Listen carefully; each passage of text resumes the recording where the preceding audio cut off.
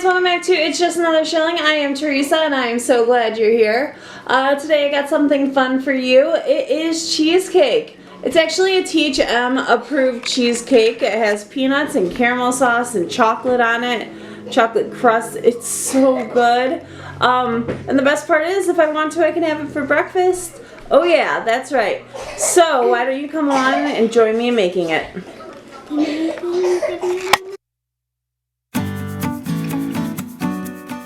I'm going to start my cheesecake today like anyone would start their cheesecake, with the crust. In my bowl I have some melted butter. I'm going to grab some THM baking blend. It's really good. It's a good flour substitute. I wouldn't necessarily use it for making bread and expect the same consistency, but it's still really, really good. After that I'm going to add my cocoa powder. My cocoa powder came from Penzies, and we're going to get it all mixed up. I don't know where the clip of me starting to mix it is, but here's me mixing it now. The consistency of the crust needs to be like a Play-Doh. I'm going to take that, get it into my pan.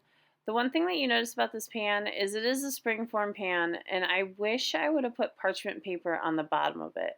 I think that's my only real regret with this cake, other than it was also way too thin.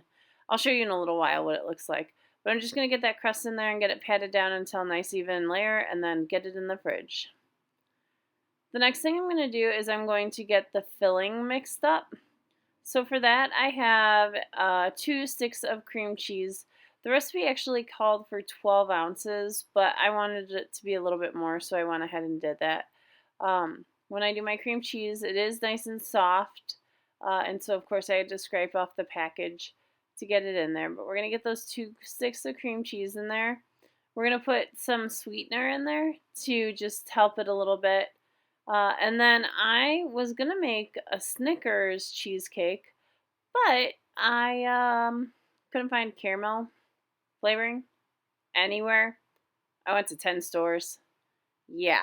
Then after I broke down and bought the rum flavoring, I was like, okay, we'll get this.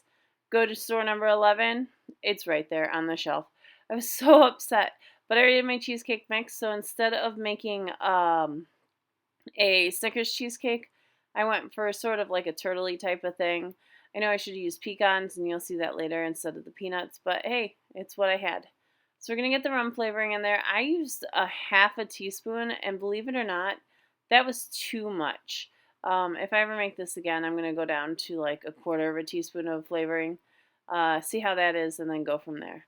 So you see right here, I am getting it all nice and mixed well. This is a no-bake cheesecake. So we're going to get it all mixed up, get all the ingredients together, assemble them, and then refrigerate or freeze it until you're ready to serve. So here you see me adding my heavy whipping cream. Now some people, not to mention names, would add the whole entire thing of heavy whipping cream into the bowl. You're going to get a gigantic mess if you do that, especially if you're blending it on a higher speed like I am. So you want to just add it nice and slow. Get it nice and consistently even. You don't want lumps or bumps or anything like that. Just get it all mixed up and all nice and light and fluffy.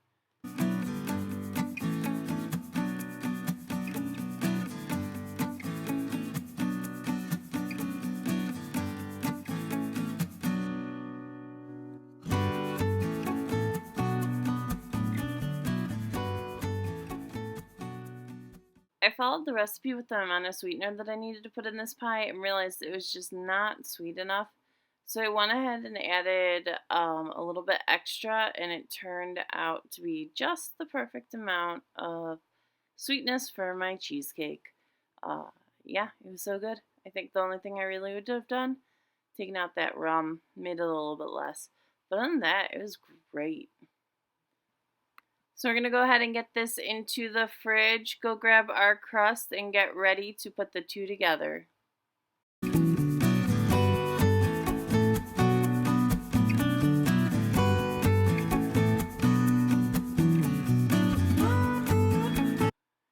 Now I knew that the cheesecake was going to stick to the edge of the pan, so I went ahead and grabbed some parchment paper, cut it down to about, I would say that's 3.5, almost 4 inches, and that was a little too thick. I should have just went to the top of the pan.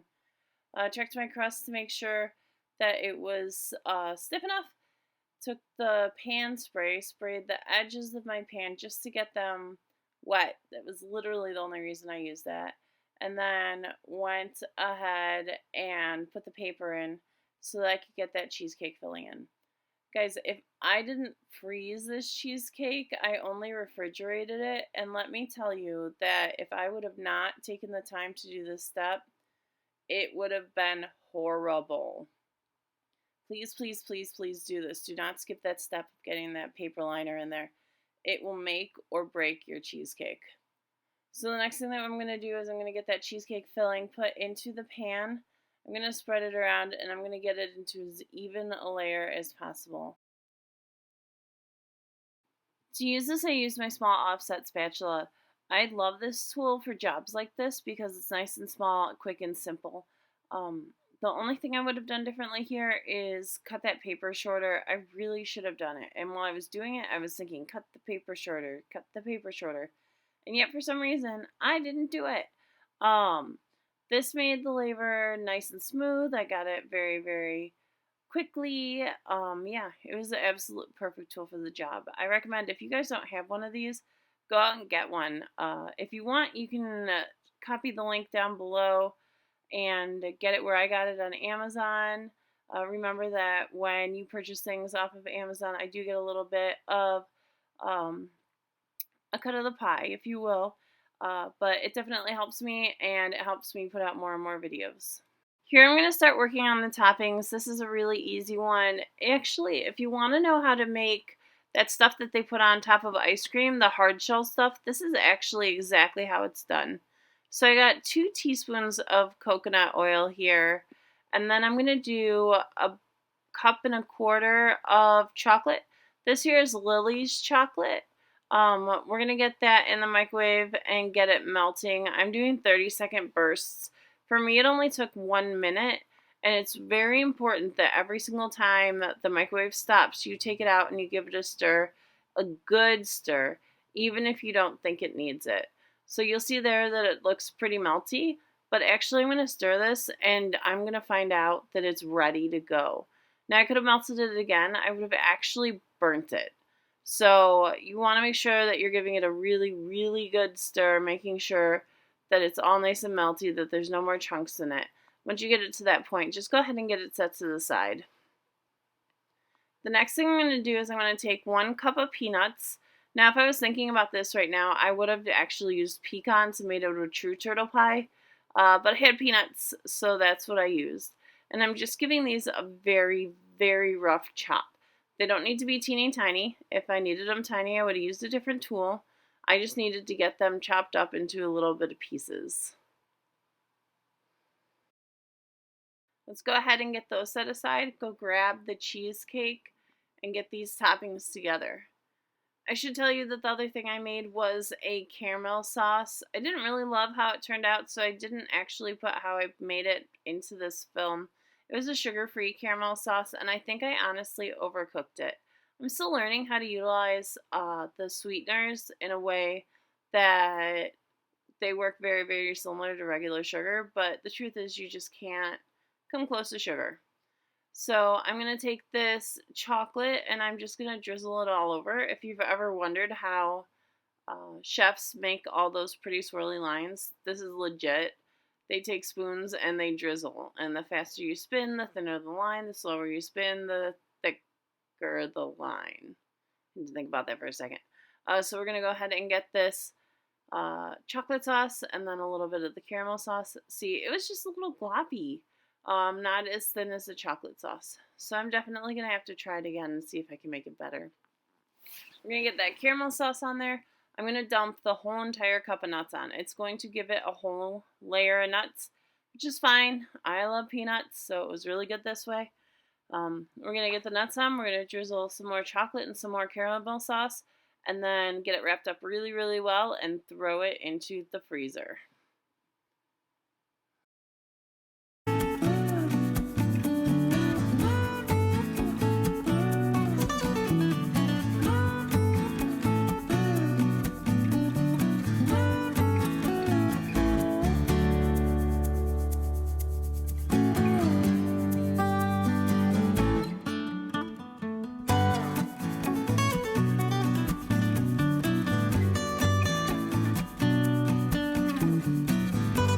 I found a buddy.